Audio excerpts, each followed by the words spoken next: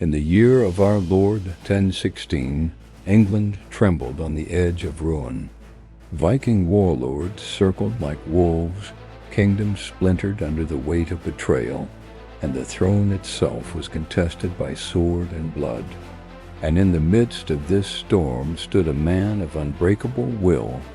They called him Ironside, not for his birth or his lineage, but for his indomitable spirit and unyielding courage. He was Edmund II, son of Thillard the Unready, the king who had fled before the Danes. Where his father bent and faltered, Edmund refused to bow. His reign lasted barely 7 months, yet in that brief blaze he fought more battles than many kings in a lifetime. His saga is one of iron, blood, betrayal, and the cruel twist of fate that left him England's tragic champion. Edmund was born around 990, the third son of Thillard II the Unready and Gloggifu of York. His father's reign was cursed with disaster Viking raids.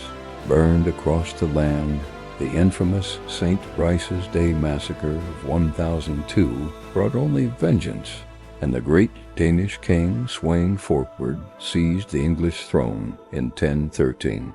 Thillard fled to Normandy with his family, branded unrid, poorly advised, weak, a king who could not defend his own people. Yet while Thillard faltered, his son Edmund grew into a man of opposite character. Strong, fierce, and unafraid of battle, he earned the loyalty of warriors who despaired of his father's failures. In 1015, when the Danish prince Cnut returned to England with a vast fleet, the kingdom fell into chaos. Nobles betrayed their oaths, whole regions submitted to the Danes, and Thillard, by then sickly and broken, could do little to resist. Edmund, however, was not idle. In defiance of his father and the Witan, he married Eadgyth, widow of Sightfirth, a powerful thane of the Midlands who had been treacherously killed.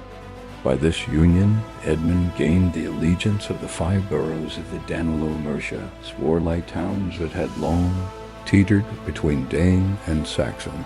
It was a scandal. The marriage may have been against church law, for Eadgyth had been placed under royal custody after her husband's death. But for Edmund, politics and survival outweighed piety. He needed allies, and he would take them by sword or by bed. On April 23, 1016, King Thillard died. To some, his passing was a Mercian end to a reign remembered only for defeat, but his death left a vacuum. In London, the citizens and the Witan chose Edmund as king. He was young, untested as a ruler, but he had the courage his father lacked. Meanwhile, Cnut was proclaimed king by the Danes and their English collaborators. Thus began a brutal contest for England's crown. Cnut the Conqueror versus Edmund Ironside. The summer and autumn of 1016 were filled with near-constant warfare, as Edmund fought Cnut across England. Chroniclers describe 5 great battles, each testing Edmund's resolve. 1. Battle of Penselwood, Somerset, early 1016. Edmund rallied men in the west and struck at Cnut's forces. The battle was indecisive, but it showed England that the young king would fight. 2. Battle of Schurston, Wiltshire, summer 1016.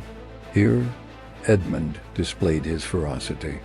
The clash lasted 2 days, with immense slaughter on both sides. Though inconclusive, it proved Edmund could stand toe-to-toe with the mighty Danish host. 3.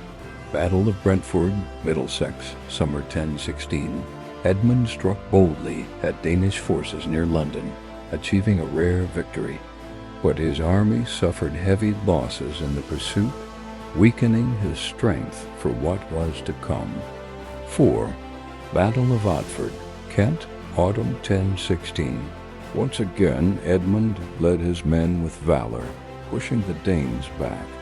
London, which had resisted siege after siege, held firm under his banner. 5. The final battle.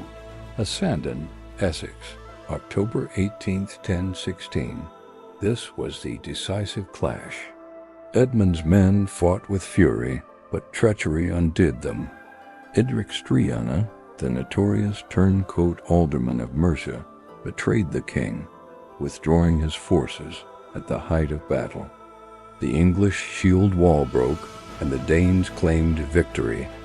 Sandon was a disaster.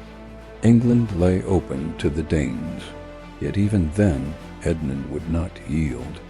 After Sandon, Cnut might have pressed his advantage and crushed Edmund entirely. But the young king's spirit and the loyalty of Londoners impressed even the conqueror. Instead of total conquest, the two men met at Olney, or Alney, near Deerhurst. There they forged a treaty.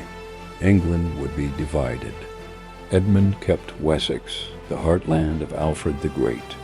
Cnut took Mercia and Northumbria. At the death of either, the survivor would rule all England. It was a compromise born of exhaustion, yet it also seemed to promise peace. But fate was crueler still. On November 30th, 1016, scarcely 6 weeks after Sandon, Edmund Ironside was dead. He was only in his mid-20s. The cause remains a mystery, cloaked in rumor. Some say illness struck him down.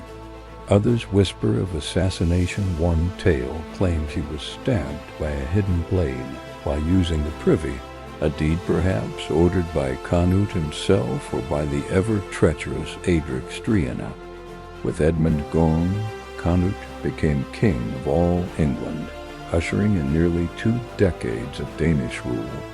Edmund's reign was short April to November 1016, but his legacy was carved in iron.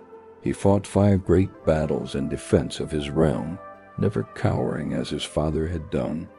He preserved English pride at a time when all seemed lost, earning the name Ironside from friend and foe alike. His sons, Edward and Edmund, were exiled, but later carried his bloodline abroad. In time, through marriage and lineage, Edmund's descendants would mingle with those of the Normans and return to the English throne generations later. Had he lived longer, perhaps England would have remained Anglo-Saxon. Perhaps conquest would have faltered, but history remembers him not for what might have been, but for the iron will he displayed in the face of impossible odds.